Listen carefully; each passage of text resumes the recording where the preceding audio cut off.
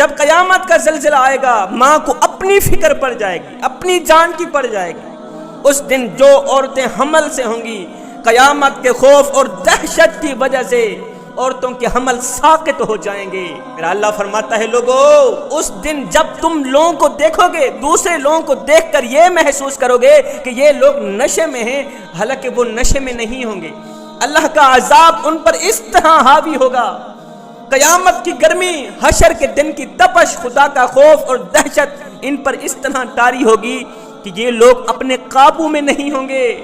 اپنی ہوش و حواس کھو بیٹھیں گے۔ اور سنو، جو شخص دنیا میں ڈرتا ہے اس سوچ کی بنیاد پر کہ قیامت کے دن میں اللہ کا سامنا کیسے کروں گا،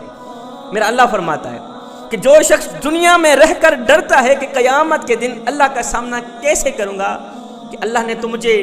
حضرت انسان بنا کر دنیا میں بھیجا اور میں تو کیڑوں سے بھی بدتر نکلا۔ او گناہوں پہ گناہ کرنے والے، ہائے چٹی داڑھی ہو گئی، سفید داڑھی ہو گئی، جسم میں وہ طاقت نہیں رہی، زبان میں وہ ذائقہ نہیں رہا، قبر کی طرف ٹانگیں چلی گئیں، لیکن ابھی بھی گناہ کرنے سے باز نہیں آ رہا۔ اور میاں اگر گناہ کرتا کرتا مر گیا، قبر میں اللہ کو کیا منہ دکھائے گا، حشر کے دن اللہ کو کیا منہ دکھائے گا؟ اے ہڈیاں کمبن گوڈے کھڑکن تے بدل گیا لک تیرا، اجے بھی بدیوں باز نہ آئیوں جیو مرد دلیر۔ اب میرا اللہ فرماتا ہے کہ جو شخص دنیا میں رہ کر ڈرتا ہے کہ قیامت کے دن میں اللہ کا سامنا کیسے کروں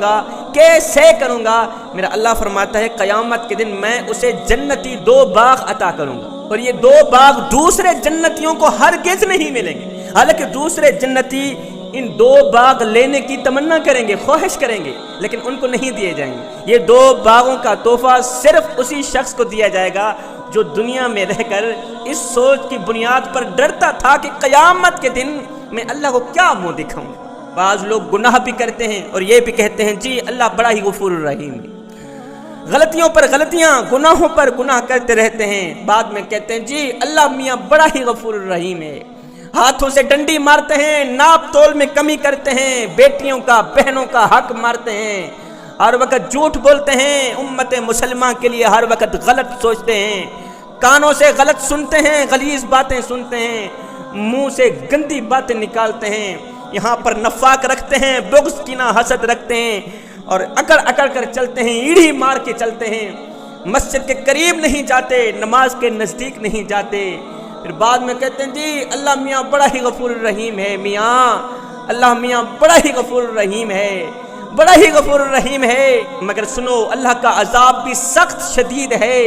اللہ تعالیٰ جس کو پکڑ لیتا ہے پھر چھوڑتا نہیں، اللہ تعالیٰ جب پکڑتا ہے پھر اگلی پچھلی برابر ہی کر دیتا ہے۔ اس لیے ہر وقت، ہر گھڑی، ہر لمحے اللہ سے ڈرنا ضروری ہے، اور ڈر کر اللہ سے امید رکھنا ضروری ہے،